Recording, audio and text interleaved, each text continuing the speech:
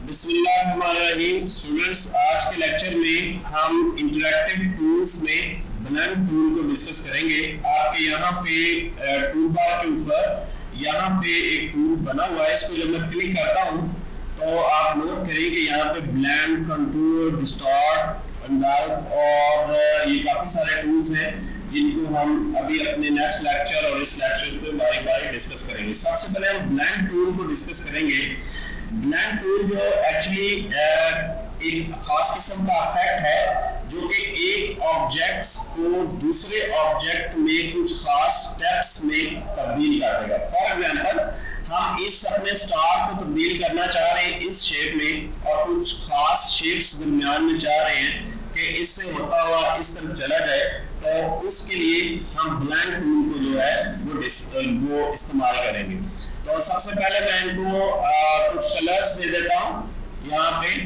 अब हम blend tool पे क्लिक करते हैं और अपने सब्जेक्ट को यहाँ से ड्रैग करेंगे और यहाँ पे ला के छोड़ देंगे। आप देखिएगा कि एक इफेक्ट जो है आपके पास आ गया। जैसे ही आप क्लिक को छोड़ेंगे तो आपके पास इस तरह एक खूबसूरत इफेक्ट आ जाएगा जो कि एक पिक्चर से, एक ऑब्जेक्ट से दूसरे ऑब्जेक्ट की तरफ आपको ले जाएगा।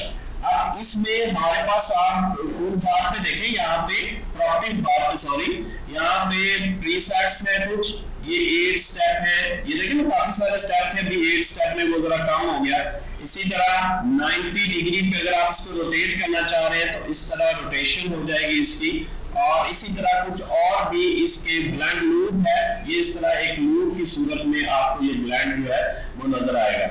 अब यहाँ पे कुछ आपके पास ये देखें जरा, अगर मैं इस स्लाइडर को मूव करता हूँ इस तरफ से इस तरफ या इस तरफ से इस तरफ, तो आप इसके इफेक्ट को देख रहे होंगे कि ये क्या इफेक्ट लेके आ रहा है।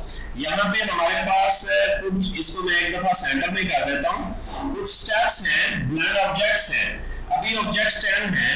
यू कैन इंक्रीज और यू कैन डिक्रीज, आप कम भी कर सकते हैं और ज्यादा भी कर सकते हैं अपने डिजाइन के मुताबिक, अपनी रिक्वायरमेंट के मुताबिक। उसके बाद यहाँ पे ये 90 डिग्री पे बैंड जो है, ब्लेंड डायरेक्शन है, इसको आप इसकी डिग्री भी चेंज कर सकते हैं, एंगल के ये जो ऑब्जेक्ट्स दरमियान में बन रहे हैं वो किस एंगल पर बनने चाहिए। उसके बाद यहाँ पे कुछ प्रॉपर्टीज हैं। लूप ब्लेंड है, अगर खत्म करेंगे तो इस तरह ये सीधा हो जाएगा। और इसी तरह ये ब्लेंड डायरेक्शन है, ये आप चेंज कर सकते हैं, क्लॉकवाइज कर सकते हैं, एंटी क्लॉकवाइज कर सकते हैं। उसके बाद यहाँ पे ऑब्जेक्ट एंड कलर एसेंब्रेशन है कि यहाँ पे देखें, जब मैं इसको क्लिक करता हूँ तो यहाँ पे मेरे पास एक फ्लाई आउट खुल जाता है। इसमें नोट करेंगे जब मैं यहाँ पे कलर की वैल्यूज को तब्दील करूंगा, आप नोट कर रहे होंगे कि ये वैल्यूज जो हैं वो तब्दील होती जा रही हैं और हमारे ये ऑब्जेक्ट पर क्या इफेक्ट डाल रही है। तो स्टूडेंट्स, ये कुछ ऑप्शंस थी। उसके बाद यहाँ पे हमारे पास एक क्लियर ब्लेंड के ऑप्शन है। अगर आप, जब हम इसको क्लिक करेंगे तो जितने भी ब्लेंड ऑप्शंस हैं जो ब्लेंड किया हुआ है वो क्लियर हो जाएगा। आप नोट कीजिएगा, यहाँ पे मैं क्लिक करता हूँ तो इस तरह ये ऑब्जेक्ट अपनी एक्चुअल शेप में वापस आ गया। अब हम इसका एक और जो है डिजाइन तैयार करने की कोशिश करते हैं इस ब्लेंड की मदद से। हम यहाँ पे, ये हमारे पास दो स्केयर्स है, एक के ऊपर मैं यहाँ पे कलर, बिल्कुल डार्क कलर जो है इसको दे देता हूँ, ठीक है। और दूसरा ये, इसको मैं बिल्कुल लाइट से कलर दे देता हूँ, लाइट ग्रीन हम कर देते हैं इसको। अब हम ब्लेंड टूल की मदद से इनको मिलाएंगे और एक खूबसूरत इफेक्ट हम बनाने की कोशिश करेंगे। ब्लेंड टूल, और यहाँ से हम इसको क्लिक करते हैं और ड्रैग करके यहाँ पे ले जाते हैं। अब देखिए, ये कलर्स की वेरिएशंस के साथ एक खूबसूरत जो है वो आपके पास इफेक्ट तैयार हो गया।